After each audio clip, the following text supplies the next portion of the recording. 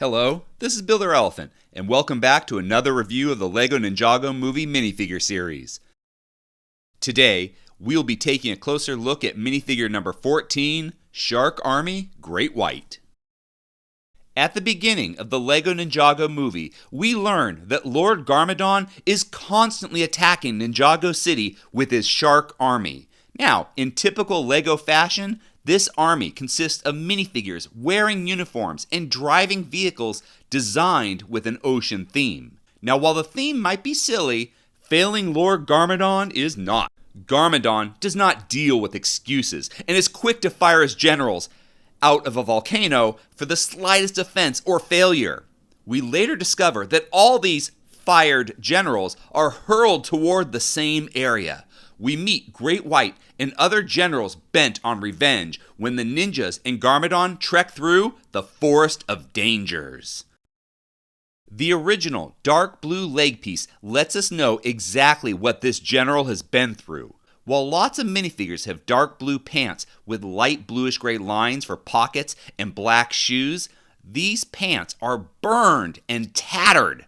I love the burn marks all over the front and his left side.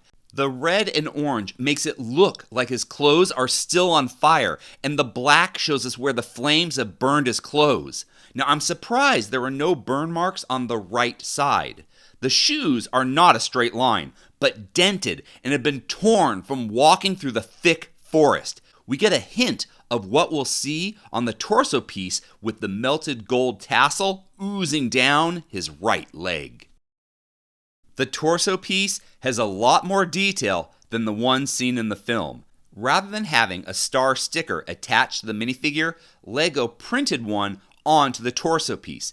This was a highly decorated general. You can see several of his medals and tassels melting. Enough were left untouched by the lava that we still know what they were. I particularly like the sea creature shaped medals.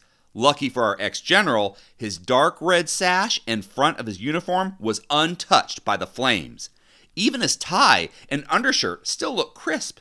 I guess all those metallic decorations acted as a shield. His side was not so fortunate. It's interesting that the burn marks on the side are the opposite of the leg piece. The black air tank needs no description. This piece has been around since 1978 and is a standard piece for LEGO water and space themed sets. For the unique headpiece, we can see the rage of the minifigure bent on revenge. The open-mouthed scowl reveals a missing top tooth. We can only assume dental hygiene is not a top priority while living in the Forest of Dangers.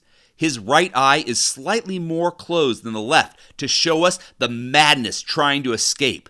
The bushy black eyebrows are raised and look like flames. The reddish-brown wrinkles add to his furious expression. The headgear piece is the same mold as the one used for the Shark Army Great White minifigures in the standard building sets, but with completely different coloring. While those figures had light gray heads, white teeth, and dark gray shoulder pads, this Great White is black.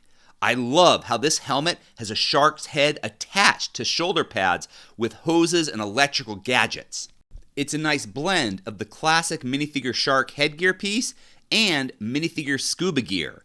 This is clearly armor being worn by a soldier to both protect them from attack and allow them to perform operations underwater. The black plastic was painted on the right side of the shark's nose with the same burn pattern design we saw on his clothes. Once again, I'm curious why this was only done on one side. I think some more burns on the larger back area would have been appropriate. The printing detail I really appreciate is the red low power bar on the shoulder pads. With none of Garmadon's resources or GPL techs around, they would not have been able to repower their suits or fill their oxygen tanks. LEGO took some liberties when coming up with the accessories for the Shark Army Great White minifigure, but they were both necessary and more creative than what was in the film. The movie has the character holding a stick on fire and a spear. Now, the stick on fire is not a LEGO piece, and generally speaking, fire is not the best thing to include in a children's toy. The spear looks cool, but it's not creative. Instead, LEGO gave us a black fish with a translucent orange castle dragon flame attached to its mouth. The fish piece has been around since 2009 and appears in over 250 sets. Now, as I write this review in 2024, it's still the only time it's come in black. The flame piece has been used in over 280 sets with this exact color, but it still looks cool shooting out of the fish's mouth. The printing on the Shark Army Great White is amazing. Those burn marks look fantastic, and the amount of decorations on the torso piece is impressive. However, of the 4 Shark Army minifigures found in this series, this was my least favorite. I like that LEGO found a way to work in characters from the Fire General scene, but it severely limits the character's use outside of that particular scene.